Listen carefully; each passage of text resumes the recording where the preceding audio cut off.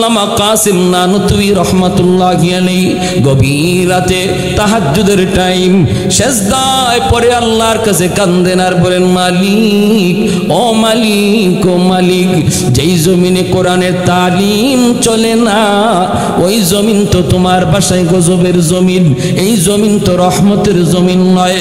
আমি কাসিম নানুতুবিকে গজবের জমিনে কেন রাখছো? আমাকে যদি তুমি রাখলাই গো মালিক, আমার দ্বারা আবার রহমতের জমিন চালু করে দাও, আমার দ্বারা কোরআনের তালিম চালু করে দাও, নতুবা আমাকেও নিয়ে যাও।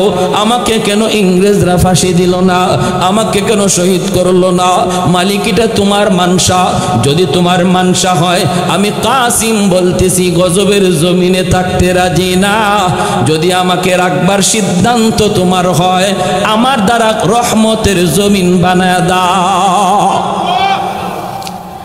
তাহাজ্জুদের টাইম সিজদায় পড়ে পড়ে আল্লাহর ওলি কান্দেন। জমিদারের সন্তান বিবি সাহেব, তিনিও জমিদারের মেয়ে। কাসিম নানুতুবি, তিনিও জমিদারের ছেলে। বিবি, তিনিও জমিদারের মেয়ে। বিবি সাহেব ঘুমের ঘরে স্বামীর কান্নার আওয়াজ শুনতে পাইলেন, ঘুম ভেঙে গেল। দৌড় দিয়ে পাশে রুমে যায় দেখেন স্বামী গড়ায় গড়ায় কাঁদতেছেন, মাটিতে গড়ায় গড়ায় তিনি কান্দেন আর বলতেছেন, মালিক আমার দ্বারা কোরআনের তালিম আবার চালু করায় দাও, আমার দ্বারা আবারও কোরআনের শিক্ষা তুমি চালু করায় দাও। আল্লাহ, আমি গজবের জমিনে থাকতে রাজি না। বিবি সাহেব যাইয়া স্বামীকে বুকে জড়ায় ধরলেন। মধ্যরাতে নজুলে রহমতের সময়, যেই টাইমটাতে আল্লাহ পাকের খাস দরবার খুলে যায়, ওই টাইমে স্বামী স্ত্রী দুজন আল্লাহর দরবারে কান্না করে করে মুনাজাত শুরু করলো। স্বামী দোয়া করে আর বিবি আমিন আমিন কয়, বিবি দোয়া করে স্বামী আমিন আমিন কয়। ভাইরা বন্ধুরা, স্বামী স্ত্রী যদি একসাথে মুনাজাত করে, এই দোয়া আল্লাহর কাছে তাড়াতাড়ি কবুল হয়। পুরুষের আগে মহিলাদের দোয়া আল্লাহর কাছে বেশি কবুল হয়, কারণ মহিলাদের আমল কম, অর্ধেক পথ তারা আল্লাহর ওলি হওয়ার লাইনে আগায় থাকে। শুধু মহিলা হওয়ার খাতিরে তারা আল্লাহর কাছে পুরুষের চেয়ে প্রিয় রে। অল্প কাজেই তারা জান্নাত পাওয়া যায়। এজন্য নবী বলেন, মহিলাদের কাছ থেকে বেশি বেশি দোয়া নিও, মহিলাদের দোয়া পুরুষের আগে কবুল হয়। স্বামী স্ত্রী যদি একসাথে মুনাজাত করো, স্বামীর মুনাজাতের আগে স্ত্রীর হাতের দোয়া কবুল হয়ে যায়। অত্র এলাকার মা, স্বামী বিপদে আছে, সন্তান বিপদে আছে, ভাইটা বিপদে আছে রে। স্বামীর ইনকাম বন্ধ হয়ে গেছে। মাগো, তুমি আল্লাহর কাছে বেশি কান্দো, হাত উঠে আল্লাহর কাছে বেশি চাও, কারণ তোমার হাতের দোয়া আল্লাহর কাছে অধিক প্রিয়। পুরুষের আগে মহিলার দোয়া কবুল হয়। স্বামীর জন্য বেশি বেশি দোয়া করো, ছেলেটার জন্য বেশি বেশি দোয়া করো। মনে রাখো, মনে রাখো, তোমরা মহিলা হওয়ার কারণে আল্লাহর কাছে তোমরা অনেক দামি, অনেক দামি। কারণ তোমাদের ডিউটি হলো চারটা। আইয়ুমা ইমরাতিন ইযা সাল্লাত খামসাহা ওয়া সামাত শাহরাহা ওয়া হাফিজাত ফারজাহা ওয়া আতাআত বালাহা। নবী বলেন, যেই মহিলা নামাজের হিসাব দিতে পারবে, রোজার হিসাব দিতে পারবে, এমনি ভাবে পর্দার হিসাবটা সঠিকভাবে দিবে, স্বামীকে খুশি করে চলবে, এই চার কাজের জিম্মাদারি যেই মহিলা দিবে, নবী বলেন আল্লাহর তৈরি জান্নাতের যে কোনো দরজা দিয়া ঢুকবে, কেউ তাকে বাধা দিবে না। পুরুষের হিসাব চারটা নয়, পুরুষের অনেকগুলি হিসাব। টাকা পয়সা কেমনে কামাই করেছো, হালাল পথে নাকি হারাম পথে, প্রতিবেশীর হক তুমি রক্ষা করলা কিনা, এমনি ভাবে তুমি তোমার বন্ধু বান্ধবের হক রক্ষা করলা কিনা, মসজিদের হক আদায় করছো কিনা, মাদ্রাসার হক আদায় করছো কিনা, কেমনে আনছো, কেমনে ব্যয় করছো, এত কিছুর হিসাব পুরুষে দিবে, মহিলাকে দেওয়া লাগবে না। মহিলা ঘরের খবর, কেমনে টাকা আইলো, কেমনে গেল, মহিলার কোনো জবাব দেওয়া লাগবে না। এর জন্যই মহিলাদের হিসাব কম, আবার জান্নাতে যাওয়ার পথ সংক্ষিপ্ত। নবী বলেন মহিলারা অল্প আমলে আল্লাহর জান্নাতের মালিক হয়ে যায়, জান্নাতের মালিক হয়ে যায়। এজন্য ভাইরা আমার, মা বোনদেরকে দিনদারি শিখাও, দিনদারি শিখাও রে যুবক। মেয়েটারে তুমি দিন শিক্ষা দাও, দিন শিক্ষা দাও। যেই ঘরের মহিলা দিনদার হয়, আল্লাহ বেরো হয়, ওই ঘরের সন্তানেরাও দিনদার হয়। কারণ সন্তানরা মাকে বেশি ফলো করে, মাকে বেশি টাইম পায়, বাবাকে এত টাইম সন্তানে পায় না। পেটে ছিল মায়ের পেটে, তাও মায়ের সাথে, দুধ খাইল মায়ের, তাও মায়ের সাথে, অল্প বয়স পর্যন্ত মায়ের সাথে। বাবা থাকলো বাহিরে, বাবা থাকলো বাহিরে, বাবাকে কম টাইম পায়। এজন্য মায়ের আমল সন্তানের উপরে বেশি পড়ে। মা যদি নেককার হয়, সন্তানের উপরে নেক কাজের আসর পড়ে। মা যদি বদকার হয়, সন্তানের উপরে পদের আসর বেশি পড়ে। এজন্যই নবী বলেন আল মারআতু রাইয়াতুন আলা বাইতি যাওজিহা ওয়া ওয়ালাদিহি ওয়া ওয়ালাদিহি। একজন মহিলা তার স্বামীর ঘরের হিসাব জিম্মাদারি আল্লাহর কাছে দিতে হবে।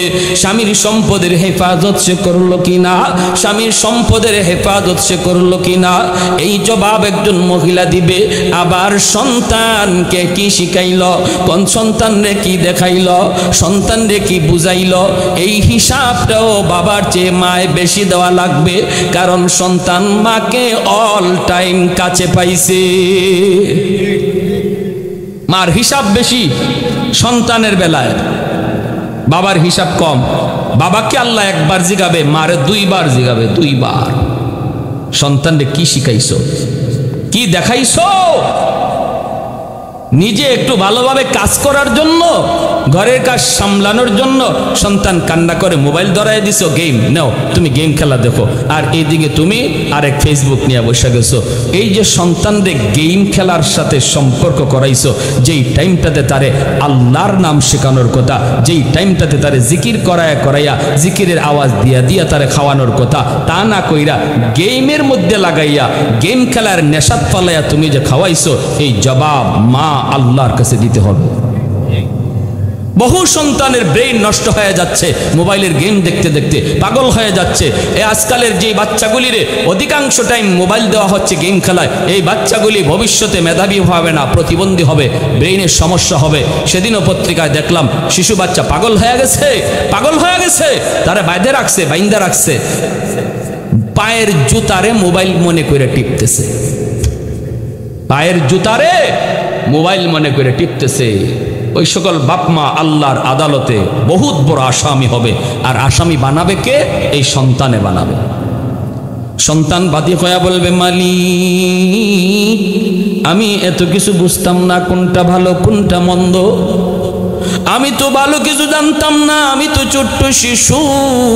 কোন শিক্ষা শিখলে তোমাকে চেনা যাইতো, কোন শিক্ষা শিখলে পরে আখেরাত জানা যাইতো। আল্লাহ আমি তো তা বুঝতাম না। বুঝতেন আমার মা, বুঝতেন আমার বাবা, কেন তারা আমাকে এই শিক্ষা দিল না? বাড়ির পাশেই আমাদের মাদ্রাসা ছিল, যেই মাদ্রাসায় তোমার কোরআন শেখানো হইতো, আমার নবীর হাদিস পড়ানো হইতো, নবীর আদর্শ শেখানো হইতো। মাদ্রাসা শিক্ষা আল্লাহর কোরআনের ভাষায় মানুষকে মানুষ বানায়, আল্লাহর কোরআনের শিক্ষা মানুষকে মানুষ বানায়, হালাল হারামের জিন্দিগি মানুষকে মানুষ বানায়, জায়েজ না জায়েজের জিন্দিগি মানুষকে মানুষ বানায়।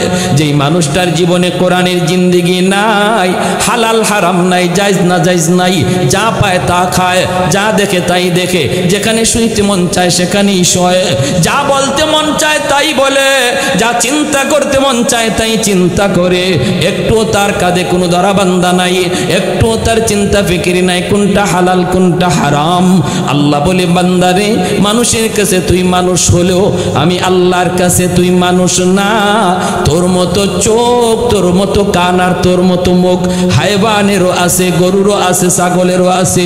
অতএব তোর জীবন আর হায়ওয়ানের জীবনে কোনো তফাৎ নাই। উলাইকা কাল আনআম।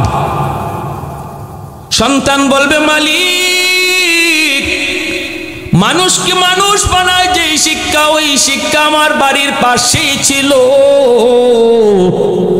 আমার মা আমাকে কেন ভর্তি করলো না, আমার বাবা আমাকে কেন শিখাইলো না, আমাকে আজকে যদি তুমি জাহান্নামের আগুনে জ্বালাও, বাপ মারে ডাবল শাস্তি দাও। রব্বানা আতিহিম দিফাইনি মিনাল আযাব ওয়ালআনহুম লানান কাবীরা। আল্লাহ ডাবল শাস্তি দিও আমার বাপ মারে, ডাবল শাস্তি। এজন্য রে আল্লাহর গোলাম ভালো করে শোনো রে যুবক, আলেম বানাই কি বানাইবা না সেটা তোমার ইচ্ছা, হাফিজ বানাইবা কি বানাইবা না সেটা তোমার ইচ্ছা, ডাক্তার বানাইতে চাও, ইঞ্জিনিয়ার বানাইতে চাও, বাধা নাই। তবে বলবো 5টা বছর নুরানি মাদ্রাসায় পড়াও, শিশুকালটা তারে মাদ্রাসায় পড়াও। তার জীবনের মূল বয়স হলো শিশুকাল। শিশুকালে যদি কোরআন দিলের ভিতরে ঢুকায় দেওয়া হয়, শিশুকালে যদি আল্লাহর কালাম ঢুকায় দেওয়া হয়, যদি আমার নবীর আদর্শ তারে বুঝায় দেওয়া হয়, শিশুকালের ওই পড়ালেখা তার দিলে এমন ভাবে পাথরে খোদাই করে লেখা হয়, ডাক্তার হলেও সে কোনোদিন অমানুষ হবে না, মানুষের মতো মানুষ হবে। ডাক্তার হইয়া যদি 20,000 30,000 টাকার লোভে পড়ে, নর্মাল ডেলিভারি কেস মহিলার যদি কয় অপারেশন লাগবে, সিজার করা লাগবে, নতুবা বাচ্চাও মরবে, মাও মারা যাবে, 20 থেকে 30,000 টাকার লোভে পড়া যেই ডাক্তার নর্মাল ডেলিভারি, ভালো করে ডাক্তার জানে যে নর্মাল হবে কিন্তু বিল বেশি আসবে না, বিল আসবে যদি সিজার করে, এই বিলের আশায় টাকার লোভে পইরা যেই ডাক্তার মহিলাকে সিজার করলো, জীবনের জন্য যে মহিলাটারে অসুস্থ বানায় দিল, হালাল হারাম দেখলো না, জায়েজ না জায়েজ দেখলো না, বলুন তো এই ডাক্তারে ডাক্তার বলবেন নাকি ডাকাত বলবেন? আওয়াজ আসতে কেন, জোরে বলেন। ডাক্তার নাকি ডাকাত? কালভার্ট বানাইতে যায় যদি রড না দিয়া বাঁশ ঢুকায়া দে, এই ইঞ্জিনিয়ার রে আপনারা মানুষ কইবেন না অমানুষ? আর একটু আস্তে কোন, মানুষ না অমানুষ? মানুষ মরল কয় আমার কি হয়েছে, মানুষ মরুক না, আমার কি টাকা দরকার, আমি টাকা পাইছি, আমার দরকার টাকা। মানুষের জীবনের দাম নাই, মানুষের জীবনের দাম তার কাছে নাই, টাকার দাম আছে, সে মানুষ না অমানুষ? আল্লাহ পাক রব্বুল আলামিন কয় মানুষের ঘরে জন্ম নিলেই মানুষ হওয়া যায় না, মানুষ যদি হইতে হয় তাহলে তার মধ্যে কোরআনের সহবত লাগবে, কোরআনের সম্পর্ক লাগবে, হালাল হারাম জানা থাকতে হবে, জায়েজ না জায়েজ মানতে হবে, কোরআনওয়ালাদের সাথে চলতে হবে, উলামায়ে কেরামকে দিল থেকে ভালোবাসতে হবে। কোরআনওয়ালা জিন্দেগি যার ভিতরে আছে আল্লাহর বাসায় সে মানুষ, কোরআনওয়ালা জিন্দেগি যার ভিতরে নাই, মানুষের কাছে মানুষ হলো, আল্লাহর কাছে অমানুষ।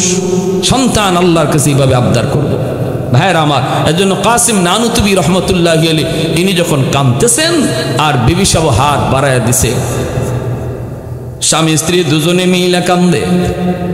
মনোযোগ আছে আপনাদের? ওই বাচ্চারা হাঁটে কেন? ওইদিকে এত হাঁটাহাঁটি কেন পোলাপানের?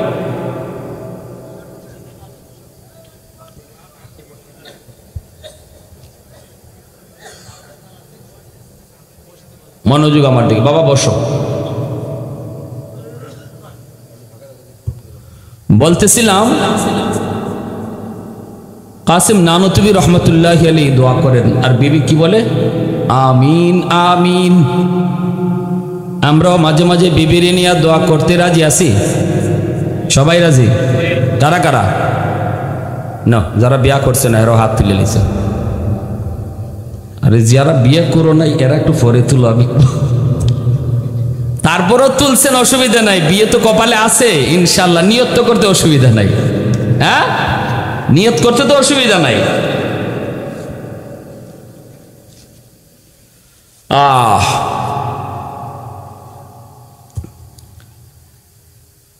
ফজরের পরেই মানুষের বাড়িতে যাওয়া শুরু করলেন, বাচ্চা কালেকশন করেন, কোরআন শিখাবেন, রহমতের জমিন বানাবেন, গজবের জমিন থেকে রহমতের জমিন বানাবেন। আল্লাহ যেন রহমতের জমিন বানায় এই নিয়তে গেলেন সন্তান কালেকশন করতে। সকল বাপ মাই কই হুজুর মন তো চাই আলেমের বাপ মা হব, হাফেজে কোরআনের বাপ মা হব, কিন্তু ভয় লাগে ইংরেজরা যদি দেখতে পায় আমার সন্তানকে গুলি করে হত্যা করে ফেলবে। মন চায় আমি কিয়ামতের মাঠে আলেমের হাফেজে কোরআনের বাবা কইয়া আল্লাহর কাছে পরিচয় দেই, কারণ হাসরের ময়দানে একজন কোরআনওয়ালার বাপ মা যে ইজ্জত পাবে, নবীর বাপ মাও এত ইজ্জত পাবে না। আল্লাহর নবী রহমতের নবী বলেন, মান ক্বারাআল কুরআন ওয়া আমিলা বিমা ফীহি উলবিসা ওয়ালিদাহু তাজান ইয়াউমাল কিয়ামাহ। কিয়ামতের ময়দানে আল্লাহ পাক এরকম একটা মুকুট নিয়ে দাঁড়ায় থাকবেন, যেই মুকুটের পাওয়ার দাউহু আহসানু মিন দাউইশ শামস, সূর্যের পাওয়ারের চেয়ে ওই মুকুটের পাওয়ার অনেক বেশি হবে। নবীর বাবা যাবে মুকুট মাথায় নেওয়ার জন্য, আল্লাহ বলবেন তোমার জন্য না। নবীর মা যাবে, আল্লাহ বলবেন তোমার জন্য না। মালিক কার অপেক্ষায় যিনি দাঁড়ায় আছে, মুকুট হাতে নিয়ে যেন আল্লাহ দাঁড়ায় আছে, কারে যেন আল্লাহ নিজের হাতে পরাতে চায়। এমনি আল্লাহ ডাক দিবে, ও হাফিজ সাহেবের আব্বা, হাফিজ সাহেবের মা, আমি আল্লাহ তোমাদেরকে খুঁজতেছি। দুনিয়ার জীবনে মানুষ তোমাকে অনেক বাধা দিয়েছিল, মাদ্রাসায় পড়াইও না, মাদ্রাসায় পড়লে পোলাটা জীবনে করব কি, খাইব কেমন করে, সংসার চালাবো কেমন করে। সবাই চলতেছিল স্রোতের তালে তালে, সবাই চলতেছিল স্কুল কলেজ ভার্সিটির দিকে, কিন্তু তুমি আমাকে খুশি করার জন্য স্রোতের উল্টা চলছো। নদীর স্রোত যেই দিকে ওই দিকে তুমি চলো নাই, আমি আল্লাহকে খুশি করার জন্য স্রোতের উল্টা চলছো। অনেক মানুষ তোমাকে অনেক কথা বলছে, তুমি কান দাও নাই। আমি আল্লাহকে খুশি করার জন্য সন্তানটা মাদ্রাসায় দিয়েছিলা, আজ আমি আল্লাহ তোমাকে নিজের হাতে পুরস্কার দিব। দুনিয়াতে তোমার সন্তানের মাথায় পাগড়ি পরাইছে তার উস্তাদগণ, আজ হাসরের মাঠে তোমরা বাপ মার মাথায় পাগড়ি পরাবো আমি আল্লাহ নিজে। तो दिल में तो आता है समझ में नहीं आता, तो दिल में तो आता है समझ में नहीं आता, बस जान लिया मैं तेरी पहचान यही है, बस जान लिया मैं तेरी पहचान यही है। उल्फत में बराबर के वफा हो के जफा हो, उल्फत में बराबर के वफा हो के जफा हो, हर चीज में लज्जत है अगर दिल में मजा हो, हर चीज में लज्जत है अगर दिल में मजा हो। एक चश्मे ज़दन गाफिल ज़ा शाहिद बाशी, एक चश्मे ज़दन गाफिल ज़ा शाहिद बाशी, शायद कि निगाहे कुनदा गाह नबाशी, शायद कि निगाहे कुनदा गाह नबाशी। একটু জোরে কোন আল্লাহু আকবার, মুসলমানের আওয়াজে আল্লাহু আকবার। ভাইরা আমার, এজন্য আলেমের বাপ মা, হাফেজে কোরআনের বাপ মা হইলে দাম আসেনি না নাই, লাভ আসেনি না নাই। আল্লাহ তুমি সবাইকে কবুল করো, জোরে বলি আমিন। হুজুর মন তো চায়, কিন্তু ইংরেজরা আমার ছেলেকে যদি হত্যা করে ফেলে এই ভয়। আল্লাহর ওলি তখন কান্দেন আর বলেন, বাবারে ভয় পেও না, আমার ঘরটার এই মাদ্রাসা বানাবো, আমার ঘরটার এই বাবুর চিখানা বানাবো, আমার ঘরটাই খাওয়ার জায়গা, থাকার জায়গা। পড়াবো কখন দিনের বেলা নয়, রাতের অন্ধকারে গভীর রজনীতে যখন মানব দানব পশু পাখি সব ঘুমায় পড়ে, ইংরেজরাও ঘুমে সাগরে হাবুডুবু খায়, তখন আমি মালিকের কালাম শিখাব। কেউ দেখবে না, কেউ টেরও পাবে না। এই বইলা তিনি ছাত্র কালেকশন করে নিজের ঘরটারই মাদ্রাসা বানায় নিলেন। এ আল্লাহর গোলাম, একটু দিলটা নরম করে কথাগুলি শোনো। আপনাদের এই ডুমদিয়া জামিয়া দারুল উলুম এই মাদ্রাসা কোত্থেকে আইছে, কার চোখের পানিতে এই মাদ্রাসা কবুল হইছে, এই মাদ্রাসার শিকড় কোথায় একটু খবর নেও, খবর নেও। এই মাদ্রাসাগুলি হওয়ার পিছনে কি পরিমাণ কুরবানি, কি পরিমাণ চোখের পানি, কি পরিমাণ রক্ত ছিল। বাইরে আজ আমার কারণে যদি মাদ্রাসার ক্ষতি হয়ে যায়, কিয়ামতের ময়দানে কাসিম নানুতুবির সামনে আমাকে দাঁড় করাবে আল্লাহ। আল্লাহ শুধু বলবে, দেখ আমার কাসিমের সামনে জবাব দে, যে এই মাদ্রাসার কারণে 50,000 উলামায়ে কেরাম ফাঁসিতে ঝুললো, ওদের সামনে তুমি মুখ দেখাও। ওরা তো তোমার কাছে মাদ্রাসা আমানত রেখে গেছিল, তোমার দ্বারা মাদ্রাসার ক্ষতি হলো, একটু জবাব দাও, জবাব দাও। মুখ দেখানো যাবে না রে আল্লাহর গোলাম, মুখ দেখানোর সুযোগ থাকবে না। ভাইরে, এজন্য বলতেছিলাম আল্লাহর ওলি পড়ালেখা শুরু করে দিয়েছেন রাতের অন্ধকারে, পড়াইতেছেন। দিন যায় রাত যায়, দিন যায় রাত যায়, গোটাই মাদ্রাসা, গোটাই খানার জায়গা। ভাইয়েরা, বন্ধুরা, বিবি সাহেব তিনি হলেন বাবুর্চি। আল্লাহর ওলি তিনি তো কোনো রকম খানা দানা চাউল ডাল ব্যবস্থা করেন। বাইরে কি দিয়ে ব্যবস্থা করবেন? কালেকশন তো নাই, কাউকে তো কিছু বলেন না। ঘরের ভিতরে নিজের যা সম্পদ ছিল জমিদার হিসাবে সব বিক্রি করতে লাগলেন। পড়াইতেছেন, ছাত্রদের খানা খাওয়াইতেছেন, পড়াইতেছেন। বিবি সাহেব তিনিও জমিদারের মেয়ে।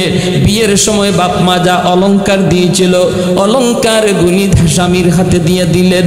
স্বামী গো, অলংকার তুমি বিক্রি করে দাও, প্রয়োজন নাই, তবুও যেন নবীর মেহমানদের কষ্ট না হয়। একদিন বিবি ডাক দিয়ে কই, স্বামী গো, আগামীকাল কি খাওয়াইবা? ঘরে তো কিছু নাই। আল্লাহর ওলি তখন কই, বিবি গো, এমন কথা বইল না, এমন কথা বইল না। নবীর মেহমানরা না খায়া যদি থাকে, যাদের খাতিরে আল্লাহ জমিন টিকা রাখলো, যাদের উসিলায় আল্লাহ জমিনে রহমত নাদিল করলো, যাদের উসিলায় আল্লাহ 10 জনরে খাওয়াইল, ওরা যদি না খায়া থাকে, জমিন আল্লাহ রাখবে না, ধ্বংস করে দিবে। বিবি গো, ওই যে দেখো আমার মাথায় একটা তুমি সিরা গামছা পেঁচায় দাও, একটা টুকরি মাথায় দিয়ে দাও। আমি বাজারে যাব, বাজারের উপর দিয়ে হাঁটব, আমাকে কেউ চিনে না, চিনবেও না। সিরা গামছা সিরা লুঙ্গি পরে যাব, টুকরি মাথায় নিয়ে বাজারে হাঁটব। মানুষজন তরমুজ খায়া তরমুজের খোসাগুলি ফালাইছে, এই খোসাগুলি তরমুজের এই খোসাগুলি টুকরিতে উঠাবো। তুমি গরম পানির ভিতরে এই খোসাগুলি টুকরো টুকরো করে সারবা। স্বামী গো, সারবো তো লবণ কোথায়, মশলা কোথায়, ও স্বামী তেল কোথায়, কেমনে কি হবে? আল্লাহর ওলি কই, বিবি গো, ও বিবি, বিসমিল্লাহ বইলা তুমি গরম পানিতে ছেড়ে দাও। তোমার তেলের কাম, লবণের কাম, মশলার কাম আল্লাহ বিসমিল্লাহর দ্বারা সব করা দিবে। আমার ভাইরা, ও যুবক, কার নেশায় তুমি দৌড়াইতেছো? কোন নেশায় তুমি পাগল? তোমার নিজের ইতিহাস তুমি একটু শুনে নাও রে যুবক। কার রঙে তুমি রঙিন হয়েছো, কার কালার তুমি ধরেছো, কার পাগল হয়েছো, একটু মনোযোগ দিয়ে শোনো। ইতিহাস তোমার শুনে যাও, ইতিহাস শুনে যাও। আল্লাহর বান্দি বিসমিল্লাহ বইলা তিনি টুকরা কইরা গরম পানিতে ছেড়ে দিলেন। আল্লাহর ওলি তিনি তো ছাত্রদের হাদিস পড়াইতেছেন, কোরআন পড়াইতেছেন। এর ভিতরেই তারা টের পাইলেন পুরা ঘরটা একটা জান্নাতি হালুয়ার গ্রানে মুগ্ধ হয়ে গেছে। পুরা ঘরটা জান্নাতি হালুয়া। ছাত্ররা একজন আরেকজনের চেহারার দিকে তাকায়, আজকে আমাদের আম্মা কি বানাইল রে? জীবনে কত হালুয়া তো খাইলাম, এমন হালুয়ার গ্রান তো কোথাও পাইলাম না। ওস্তাদজি তিনি চলে গেলেন পাকঘরে, যে তিনি বলতেছেন, বিবি গো, কি পাকাইছো? ও বিবি, তেল সারা লবণ সারা মশলা সারা কি তুমি পাকাইছো গো? গ্রানে মনে হয় এটা দুনিয়ার কোনো হালুয়া নয়। আল্লাহ পাক তোমার ইখলাসের বদৌলতে এই দুনিয়ার হালুয়ারে জান্নাতি হালুয়া বানায় দিছে। ভাইরা বন্ধুরা, ওই দিন ছাত্রদের খানা দানা হলো। পরের দিন আবার তিনি বলেন আজকে কি করব, কেমনে কি করব? আল্লাহর ওলি বলেন না গো বিবি, আমার মাথায় সেরা লুঙ্গি পেঁচায় দাও, গামছা পেঁচায় দাও। ওই যে রেলগাড়ি আসতেছে, রেলের আওয়াজ শোনা যায়, আওয়াজ শোনা যায়। রেলগাড়ি থামলে পরে কিছু মানুষ বাড়ি বাড়ি বোঝা নিয়ে দাঁড়ায় থাকবে। বোঝাগুলি এক জায়গা থেকে অন্য জায়গায় যার যার বাড়িতে পৌঁছানোর জন্য কুলিরে ডাকবে। বহু কুলিরা সেখানে হাজির থাকবে বোঝা টাইনা দেওয়ার জন্য, বোঝা টাইনা দেওয়ার জন্য। ও বিবি, নবীর মেহমানদের খাতিরে আমি কাসিম নানুতুবি নিজে কুলি হইতে রাজি আছি, মানুষের বোঝা টানতে আমি রাজি আছি। তবুও নবীর মেহমানদের কষ্ট দেওয়া যাবে না, তবুও নবীর মেহমানদের কষ্ট দেওয়া যাবে না, না খাওয়াইয়া রাখা যাবে না। এই বইলা তিনি মাথার মধ্যে সিরা গামছা পেঁচাইয়া রেল স্টেশনে আইয়া হাজির হয়ে গেলেন। ডাক শুরু করে দিলেন, আমি কুলি, আমি কুলি, আমাকে দিয়া কেউ বোঝা টানাইবানি। আমি কুলি, আমি কুলি, আমি কুলি, আমাকে দিয়া কেউ বোঝা টানাইবেননি। সাথে সাথে একটা মানুষ ডাক দিছে, রে কুলি এদিকে আয়, এদিকে আয়। পাশে তিনি গেলেন। কাসিম নানুতুবি তিনি বেশি বড় সড়ো মানুষ ছিলেন না, নামে বড় কিন্তু মানুষ ছিলেন ছোট, স্বাস্থ্য ছিল কম, খাটো সাটো মানুষ, নামে মানুষে বিল খাইত না। এজন্য ইংরেজরা বহুবার ধোঁকা খাইছে, বহুবার ইংরেজরা ধোঁকা খাইছে। কাসিম নানুতুবিকে পাশে পাইছে অথচ চিনে না, চিনে না। ইংরেজরা মনে করতো নামে যত বড় মানুষ তত বড় হবে, এজন্য ওনাকে চিনত না। আল্লাহ কুদরতি পর্দা তাদের মাঝখানে ডাইলা দিতেন। ভাইরা বন্ধুরা, আল্লাহর ওলি তিনি তো ওই জায়গায় যায় বলতেছেন আমি পারবো, বোঝাটা আমি নিতে পারবো। লোকটাই কয় না বাবা তুমি পারবা না, তোমার গায়ে শক্তি কম, আমার বোঝাটা অনেক ভারী, তুমি পারবা না, পারবা না। আল্লাহর ওলি বলেন না আমি ইনশাআল্লাহ পারবো, আমার মাথায় আপনি বোঝাটা উঠে দেন, আমার বোঝাটা টানা খুব জরুরি, আমার বোঝাটা টানা খুব জরুরি, আমার 2টা পয়সার খুব প্রয়োজন, আপনি আমার মাথায় বোঝাটা উঠায় দেন। লোকটা কয় না পারবা না, তিনি বলেন আমি পারবো ইনশাআল্লাহ, মাথায় উঠে দেন। এই বইলা জোর করে মাথায় তিনি উঠাইছেন। বাইরে আল্লাহর ওলি বুঝতে পারেন নাই বোঝাটা কতদূর ওজন, কারণ জীবনে কোনোদিন বোঝা মাথায় তুলতে হয় নাই। জমিদারের ছেলে মাথায় বোঝা তুলতে হয় নাই, মনে করছেন হয়তো আত্মন হবে, কিন্তু বোঝাটা মূলত ছিল 2.5 মণ। মাথার মধ্যে বোঝাটা উঠানো মাত্রই গাড়ের মধ্যে মট করে উঠছে। তিনি তো টের পাইছেন হয়তো তার গাড় ভেঙে যাবে, জীবনে কোনোদিন বোঝা তুলেন নাই, এজন্য আন্দাজ করতে পারেন নাই। আর তিনি তো বুঝতেছেন সামনে চলা হয়তো তার দ্বারা সম্ভব না। চোখ থেকে দর দর করে পানি ঝরতে লাগলো, আর কাঁদতেছেন মালিক আমি তো বোঝাটা আমার নিজের জন্য তুলি নাই, আমার ফ্যামিলির জন্য বোঝা মাথায় তুলি নাই। জীবনে কোনোদিন বোঝা মাথায় তুলতে হয় নাই, আজকেও আমি আমার বাচ্চা কাচ্চার জন্য বোঝা মাথায় তুলি নাই গো মালিক। বোঝাটা মাথায় তুলছি তোমার নবীর মেহমানদের খাতিরে, অতএব আমার কাম আমি করছি, জায়গা মতো পৌঁছে দেওয়া তোমার কাম। এই বইলা তিনি আল্লাহর কাছে কাঁদতে লাগলেন। সাথে সাথে মালিক পিছনে পিছনে যায়, বারবার শুধু মাথার দিকে তাকায়, কোথায় জানি লোকটায় বোঝাটা ফালায়া দে। হঠাৎ করে মালিক পিছন থেকে তাকায় দেখে আল্লাহু আকবার, আল্লাহু আকবার, কার মাথায় আমি বোঝা উঠে দিলাম, তার মাথা থেকে অর্ধ হাত উপরে শূন্যের উপর দিয়া বোঝা ভাসতেছে।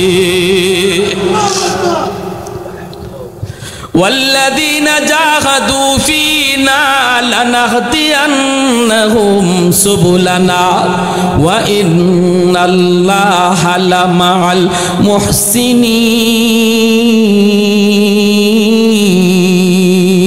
المحسنين मैं तालिब मौला को मेरे इश्क़ निराला